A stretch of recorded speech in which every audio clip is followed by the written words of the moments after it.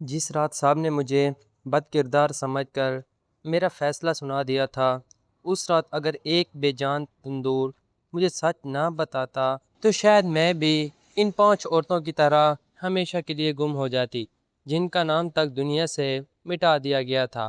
مگر اس رات جو راز میرے سامنے آیا، اس نے میری روح تک ہلا دی، اور مجھے معلوم ہوا کہ اصل درندہ وہ نہیں ہوتا جو جنگل میں رہتا ہے، بلکہ وہ ہوتا ہے جو انسان کا چہرہ پہن کر محبت کا ڈھونگ رچاتا ہے۔ بسم اللہ الرحمن الرحیم۔ شادی کی رات شوہر نے مجھ پر تہمت لگا دی اور بولا، یہ لڑکی تو بد کردار ہے، اپنے عاشقوں کے قصے مجھے ہی سنا رہی ہے۔ یہ سن کر میں چلانے لگی کہ یہ جھوٹ بول رہا ہے، مگر کسی نے بھی میرا یقین نہ کیا۔ سب ہی مجھ سے نفرت کرنے لگے۔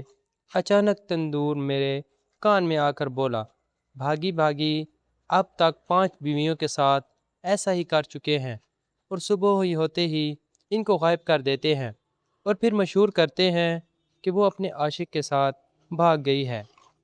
اب آپ چیخیں، میرے کمرے میں سو جانا، میں سب سنبھال لوں گی۔ میں مان گئی اور رات کو تندور کے پاس ہی سو گئی۔ تہجد کے وقت آنکھ کھولی تو تندور کی ایک چیخ پر نظریں ٹک گئیں۔ ہوش فنا ہو گئے۔ میرے سامنے آگ کے شعلوں کے درمیان ایک سایہ کھڑا تھا، جس کی آنکھوں میں برسوں کا دکھ چھپا ہوا تھا۔ وہ دھیمی آواز میں بولا، ڈرو مت، میں وہ پہلی عورت ہوں جسے اس ظالم نے شادی کے بعد اسی گھر میں قتل کیا تھا۔ میری لاش کو کسی نے نہ دیکھا، کیونکہ مجھے اس خفیہ تہہ خانے میں دفنا دیا گیا تھا، جہاں آج تک میری ہڈیاں پڑی ہیں۔ میری چیخیں اس تندور میں قید ہو گئیں، اور اللہ نے اسی تندور کو اتنی طاقت دی کہ جب بھی کوئی بے گناہ عورت اس گھر میں آئے تو اسے حقیقت سے آگاہ کر سکے۔ میری سانسیں تیز ہونے لگیں، جسم کانپنے لگا۔ میں نے ارد گرد دیکھا تو واقعی تندور کے پیچھے دیوار میں ایک باریک سا سوراخ تھا، جہاں سے ٹھنڈی ہوا آ رہی تھی۔ میں آہستہ آہستہ اس سوراخ کے قریب گئی تو ایک پتھر ہل گیا، اور اس کے بھی نیچے لکڑی کی ایک پرانی سیڑھی نظر آئی۔ میں ہمت کر کے نیچے اترنے لگی۔ ہر قدم کے ساتھ عجیب سی بدبو بڑھتی جا رہی تھی۔ ایسا محسوس ہوتا تھا جیسے برسوں سے بند کسی قبر کا دروازہ کھل گیا ہو۔ نیچے پہنچ کر میں نے لرزتے ہاتھوں سے دیوار کو ٹٹولا تو ایک پرانا چراغ جل اٹھا۔ اس کی مدھم روشنی میں مجھے عورتوں کے پرانے زیور بکھرے ہوئے نظر آئے۔ کہیں چوڑیاں تھیں، کہیں پائل، کہیں خون سے داغدار دوپٹے، اور کہیں بچوں کے چھوٹے چھوٹے کپڑے۔ یہ منظر دیکھ کر میری آنکھوں سے بے اختیار آنسو بہنے لگے۔ میں نے آگے قدم بڑھایا تو 5 قبریں ایک قطار میں بنی ہوئی تھیں۔ ہر قبر پر کسی عورت کا نام لکھا تھا، اور ہر نام کے ساتھ شادی کی تاریخ بھی درج تھی۔ میں نے اپنی شادی کی تاریخ یاد کی تو میرا دل لرز اٹھا، کیونکہ ہر عورت کو شادی کے چند دن بعد ہی مار دیا گیا تھا۔ میری ٹانگوں میں جان نہ رہی، میں زمین پر بیٹھ گئی۔ تبھی پیچھے سے وہی سایہ دوبارہ ظاہر ہوا اور بولا، اگر اپنی جان بچانا چاہتی ہو تو آج ہی اس کا راز دنیا کے سامنے لانا ہوگا، ورنہ صبح سورج نکلنے سے پہلے تم بھی انہی قبروں میں چھٹی قبر بن جاؤ گی۔ میں نے روتے ہوئے کہا، مگر سب لوگ تو اسی کی بات کا یقین کرتے ہیں، میری بات کو کون مانے گا؟ سایہ بولا، ثبوت جمع کرو، یہی تمہاری نجات ہے۔ پھر اس نے ایک کونے کی طرف اشارہ کیا۔ وہاں ایک پرانا صندوق رکھا تھا۔ میں نے صندوق کھولا تو اس میں 5 عورتوں کی تصویریں، نکاح نامے، خط اور کچھ ڈائریاں موجود تھیں۔ ہر ڈائری میں ایک جیسی کہانی لکھی ہوئی تھی، پہلے محبت، پھر تہمت، پھر بدنامی، پھر گمشدگی، اور آخر میں موت۔ میری روح کانپ اٹھی۔ میں نے وہ تمام چیزیں اپنے دوپٹے میں باندھ لیں۔ اچانک اوپر سے قدموں کی آواز آنے لگی۔ ایسا لگا جیسے کوئی تیزی سے سیڑھیاں اتر رہا ہو۔ میں نے چراغ بجھا دیا اور ایک دیوار کے پیچھے چھپ گئی۔ میرا دل اتنی زور سے دھڑک رہا تھا کہ مجھے خوف تھا کہیں آواز سن کر وہ مجھے ڈھونڈ نہ لے۔ چند لمحوں بعد میرا شوہر ہاتھ میں لالٹین لیے نیچے آیا۔ اس کے چہرے پر عجیب سی مسکراہٹ تھی۔ وہ قبروں کے سامنے کھڑا ہو کر بولا، آج رات چھٹی قبر بھی تیار ہو جائے گی۔ پھر اس نے ایک کہلچہ اٹھایا اور خالی جگہ کھودنے لگا۔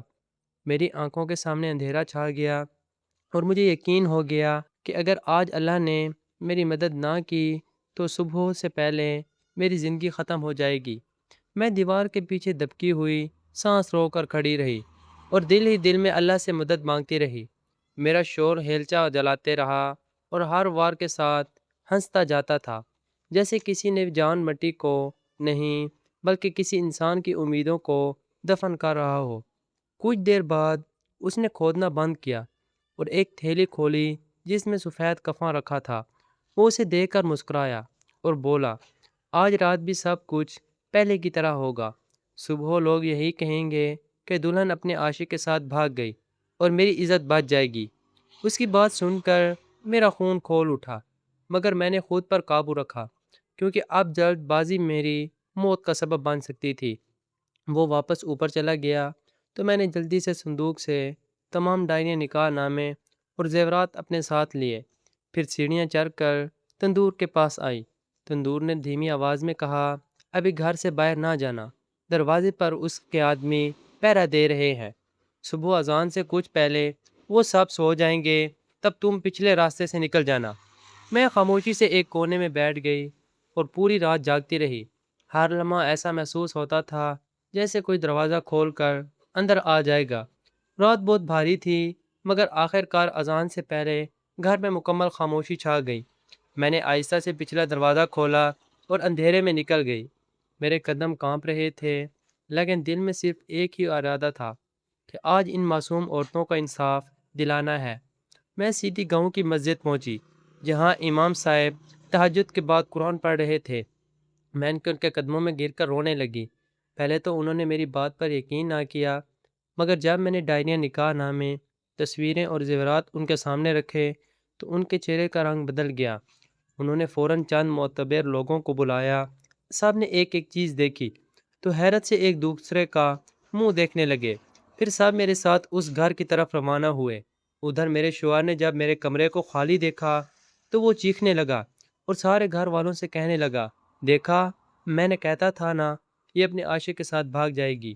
مگر اس بار اس کا جھوٹ زیادہ دیر نہ چل سکا، کیونکہ اسی وقت امام صاحب اور گاؤں کے بزرگ گھر میں داخل ہو گئے۔ انہوں نے کہا، اگر تم سچے ہو تو اس تندور کے پیچھے موجود تہ خانہ کھول دو۔ شوہر کے چہرے کا رنگ زرد پڑ گیا۔ اس نے بہانے بنانے شروع کیے، مگر کسی نے اس کی ایک نہ سنی۔ لوگ بیلچے کے لیے آئے اور دیوار توڑ دی گئی۔ جیسے ہی راستہ کھلا، نیچے سے ایسی بدبو اٹھی کہ سب کے قدم لرز گئے۔ جب لوگ تہ خانے میں اترے تو چند لمحوں بعد خوف سے ان کی چیخیں نکل گئیں۔